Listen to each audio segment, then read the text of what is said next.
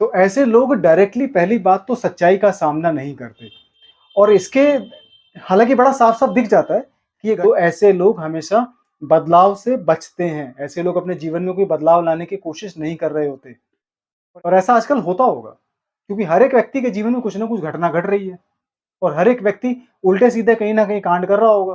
कुछ उल्टा वहाँ कर रहा होगा, कुछ सीधा वहाँ कर रहा होगा। एक सवाल मेरे पास कहीं से आया कि मेरा जो मित्र है मतलब जिसने मेरे से सवाल पूछा है उसका मित्र अपने जीवन की कोई भी घटना जब सुनाता है तो वो ये नहीं बोल के सुनाएगा कि उसके साथ ऐसा घटित हुआ है, वो किसी दूसरे की कहानी बताकर उसको सुनाता है। तो लोग ऐसा खासकर क्यों करते हैं? इसके कुछ कारण हो सकते हैं कि लोग अपने जीवन में घटी किसी भी घटना को डायरेक्ट अपना नाम नहीं देना चाहते, उसका कारण है शर्मिंदगी। उसका कारण है कि लोग अपने आप को कहीं न कहीं अपनी इंसल्ट नहीं करवाना चाहते।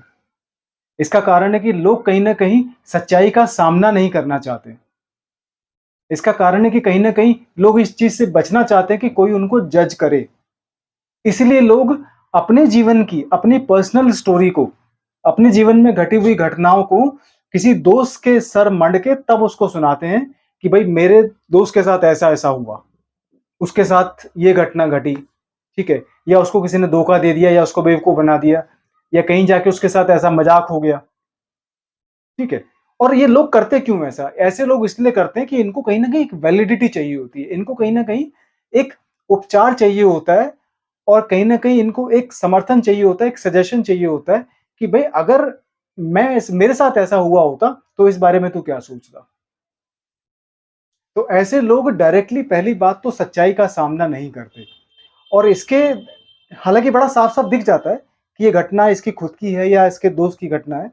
लेकिन लोग ऐसा करते इसीलिए हैं कि लोग सच्चाई का सामना नहीं करना चाहते और ऐसे लोग जो अपने जीवन की घटना को किसी और के जीवन की कहानी बताकर आपसे जब आपकी वैलिडिटी माँगते हैं, जब आपका ओपिनियन जानने की कोशिश करते हैं, तो ऐसे लोग हमेशा बदलाव से बचते हैं। ऐसे लोग अपने जीवन में कोई बदलाव लाने की कोशिश नहीं कर रहे होते और ऐसे लोगों में हिम्मत भी नहीं होती। ऐसा नहीं कि ऐसे लोग चालाक होते हैं, मतलब बहुत ज़्यादा चालाक भी नहीं होते, लेकिन सबसे बड़ी जो बात होती है ऐसे लोगों में हिम्मत नहीं होती। जो व्यक्ति सच्चाई का सामना नहीं कर सकता, जो व्यक्ति अपने हाथों हुई, अपने जीवन में घटी किसी गलती की वजह से अपने आप को सुधारना नहीं चाहता, तो वो व्यक्ति क्या सच्चाई का सामना करेगा? अगर उसके अंदर सच्चाई का सामना करने की हिम्मत होती, अगर अपनी गलती को स्वीकार करके, अपनी गलती को सुधारने की उसके अंदर ज़रा-सी भी हिम्मत होती, तो वो बहुत आराम से कहता, बिल्कुल आराम से इस बात को कहता कि मेरे साथ ऐसा-ऐसा हुआ है, इसमें तेरी क्या राय है? सही है, गलत है? पूरी की पूरी कहानी जाके आप अपने दोस्त को बताओ और आपका दोस्त अगर सच्चा मित्र होगा, तो आपको बिल्कुल सही राय देगा। और पहली बात, अगर आप अपने दोस्त के सामने सच्चाई नहीं बता पा रहे, तो कहीं न कहीं आपका दोस्त भी सही नहीं है। क्योंकि दोस्त वही होता है, जो बिना आपको जज किए या कम से कम आपकी बात को सुन के, आपको सही सलाह देने की कोशिश करे।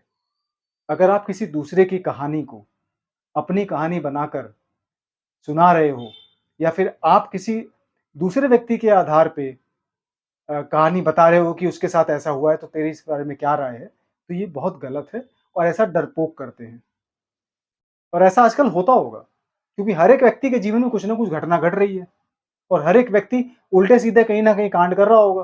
कुछ उल्टा वहाँ कर रहा होगा, कुछ सीधा वहाँ कर रहा होगा। तो सही काम जब कुछ होता है, कोई बढ़िया काम होता है तो बहुत गर्व के साथ, बड़ी खुशी के साथ, एकदम छाती चौड़ी करके हम बताते हैं कि भई हमारे साथ ऐसा-ऐसा हुआ है। आज तेरे भाई ने ऐसा-ऐसा किया है। ठीक है, आज मैं ये कर रहा था तो मेरे साथ ऐसा हो गया। क्योंकि उसके अंदर कहीं न कहीं सकारात्मक चीज़ छुपी होती है।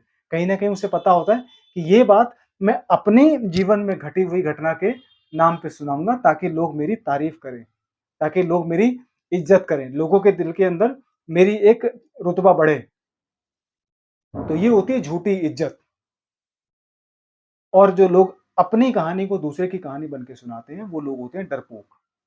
तो ऐसे लोगों को कम से कम आप इसमें तो हैंडल क्या करना है इसके अंदर क्योंकि लोग हर एक दूसरा व्यक्ति अपनी कहानी बता रहा होता है।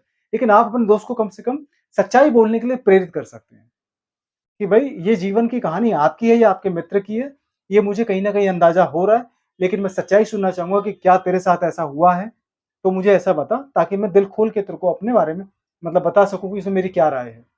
तेरे दोस्त के बारे में राय रख के मैं क्या करूँगा? तो अपने जीवन की घटना को, सच्चाई को स्वीकार करो। सबके जीवन में ऐसी घटना होती है। अगर आपको अपने जीवन में हुई किसी घटना के बारे में किसी अच्छे समझदार व्यक्ति की सच्ची राय जाननी हो, तो पहले आप उसको स्वीकार करो कि ये जो घटना हुई है मेरे जीवन की है और ये मेरे जीवन की सच्चाई है। गलती सबसे होती है, आप भी अपनी गलती को सुधार सकते हो, लेकिन पहले आप ये तो स्वीकार करो कि ये गलती मुझसे हुई है। तभी तो कोई दूसरा वाला व्यक्ति, जो सामने वाला व्यक्ति है, वो आपको अपनी राय दे पाएगा। अगर आप ही स्वीकार नहीं करोगे, तो सामने वाला व्यक्ति भी आपको सच्चाई या सच की राय नहीं देगा।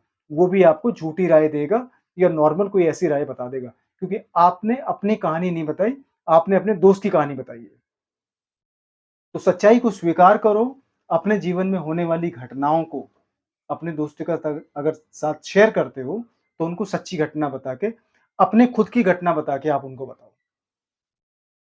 हर हर महादेव, जय श्री